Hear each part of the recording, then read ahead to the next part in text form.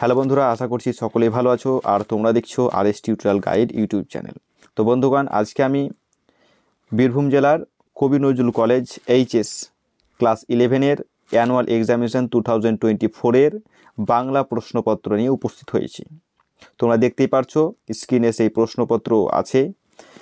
এবার আমরা সেই প্রশ্নপত্র দেখে নেব। তার পূর্বেই অনেকেই ভাবছে এটা কি করে সম্ভব, কোনো স্কুলে তো এখনও চালু হয়নি, আপনি হয়তো ভুলভাল ইনফরমেশান দিচ্ছেন। তো দেখো, এক্সাম হয় এইচএসের ফার্স্ট হাফে এক্সাম হয়, সেই ডেটেই কিন্তু ক্লাস 11-এর এক্সাম হয়, কিন্তু এই স্কুলটাতে পরীক্ষাটা আগেই নিয়ে নিচ্ছে এবং তাদের রুটিন আমি তোমাদের সম্মুখে তুলে ধরছি, তোমরা দেখতে থাকো। দেখো আমার স্টুডেন্টস, তার কাছ থেকে তার রুটিনটা নেওয়া দেখতেই পারছো। কবি Nazrul college HS class 11 annual examination 2024, time 11:30 থেকে 2:45।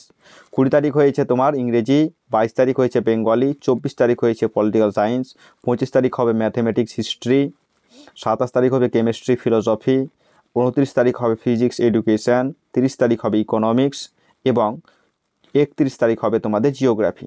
তো চলো আমরা রুটিনটা দেখে ফেললাম, এবার আমরা প্রশ্নপত্র দেখে নেব। প্রশ্নপত্র দেখো, ওপরেই লেখা আছে কবি Nazrul college HS class 11 annual examination 2024, subject Bengali. Time তোমাদের দেওয়া আছে 3 ঘন্টা 15 মিনিট। ডান দিকে দেখো লেখা আছে ফুল মার্কস 80। দেখো একে দেখে কী প্রশ্ন আছে, ঠিক উত্তরটি নির্বাচন করো। এখানে না তোমাদের এমসিকিউ দেওয়া আছে, এমসিকিউগুলো আমি আস্তে আস্তে স্ক্রল করছি। যদি আমি প্রত্যেকটা প্রশ্ন পড়ি তাহলে তোমাদের কিন্তু টাইম বেশি লেগে যাবে।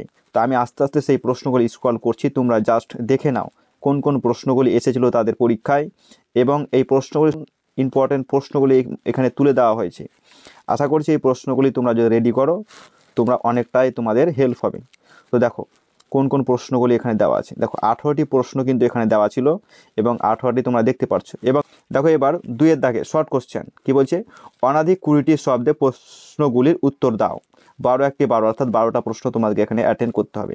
একের দাগের কী আছে দেখো, যবে দেশ দেশান্তরে জনরব লবে এ কাহিনী কি কহিবে ক্ষত্রপতি ঘর, কোন কাহিনীর কথা বলা হয়েছে। 2 নম্বর প্রশ্ন দেখো, আমি কেমনে সে গায়ে যায় রে বক্তা সে গায়ে যেতে পারছেন না কেন।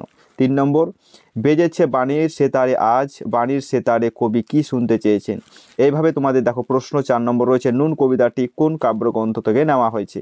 এইভাবে আমি আস্তে আস্তে স্ক্রল করছি, তোমরা জাস্ট প্রশ্নগুলো দেখে নাও কি কি প্রশ্ন তোমাদের এখানে দেওয়া হয়েছে। এরপর দেখো মোস্ট ইম্পর্টেন্ট যেগুলো হয় 5 নম্বরে যে প্রশ্নগুলো কি দেওয়া আছে দেখো। 1 নম্বর কি বলছে, কর্তার ভূত কি নিছক ভূতের গল্প নাকি রাজনৈতিক রূপক কাহিনী, ব্যাখ্যা সহ লেখো।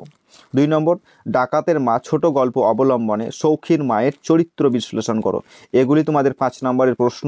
আরও প্রশ্ন দেওয়া আছে, তোমরা দেখতে থাকো। দেখো এখানেও 5 নম্বরের প্রশ্ন আছে। কি 4-এর দাগে 1, ক্যাথলিক খ্রিস্টান যাজকদের সঙ্গে গ্যালিলিওর বিরোধের কারণ কি। গ্যালিলিওর জীবনের শেষ 9 বছরে যে অবস্থায় কেটেছিল তার বিবরণ দাও। 4-এর 2, প্লেগ রোগের সংক্রমণের সম্ভাবনায় লেখক ও তার সহযাত্রীদের যে সমস্যায় পড়তে হয়েছিল সুয়েজ খালে হাঙ্গর শিকার অবলম্বনে তার পরিচয় দাও। দেখো 5 নম্বরের প্রশ্ন কি কি রয়েছে দেখো, অনধিক 100 শব্দের মধ্যে যে কোনো 2টি প্রশ্নের উত্তর লিখতে বলা হচ্ছে। দেখো 5-এর 1, মহারথী প্রথা কি হে এই মহারথী প্রথা কি, কে কিভাবে এই প্রথার উল্লেখ করেছিল তা বর্ণনা দাও। 5-এর 2, চক্ষু লক্ষ্য যোজন ফাঁক রে কাদের মধ্যে লক্ষ্য যোজন ফাঁক একত্রে থেকেও এই দূরত্ব কারণ কি। 5-এর 3, দ্বীপান্তরের বন্দনী কবিতায় কোভিদ স্বদেশ প্রেম কিভাবে প্রকাশিত হয়েছে আলোচনা করো। 5-এর 4, আমাদের শুকনো ভাতে লবণের ব্যবস্থা হোক, কারা কাদের কাছে এই দাবি করেছে, এই দাবি কতটা যুক্তিযুক্ত।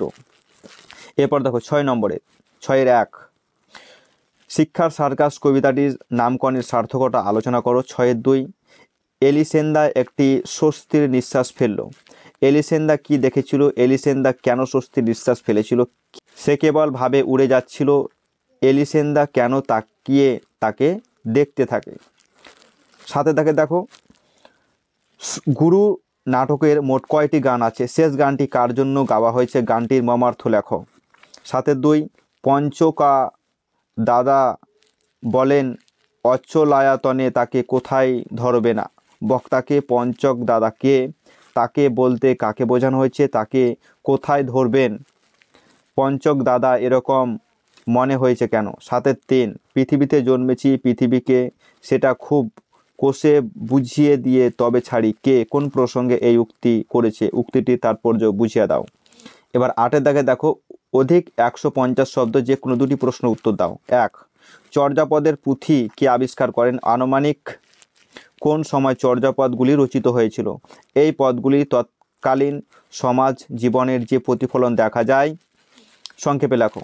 8-2 দীনবন্ধু মিত্রের দুটি নাটকের নাম লেখো, নাট্যকার হিসাবে তার কৃতিত্ব আলোচনা করো।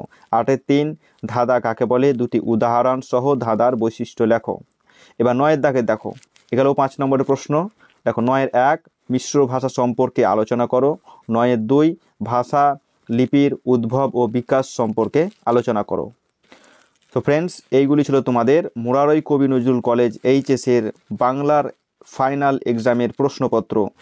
এরপরেই তোমাদের আমি কবি নজরুল কলেজ এইচএসের ইংলিশ প্রশ্নপত্র তোমাদের এই চ্যানেলের মধ্যে আপলোড করে দেবো। তারপরে আমি তোমাদের পলিটিক্যাল সায়েন্সের সেই প্রশ্নপত্র আপলোড করে দেবো। যদি তোমরা আগ্রহী হয়ে থাকো অবশ্যই তোমরা এই চ্যানেলটি সাবস্ক্রাইব করে রাখো। Thanks for watching.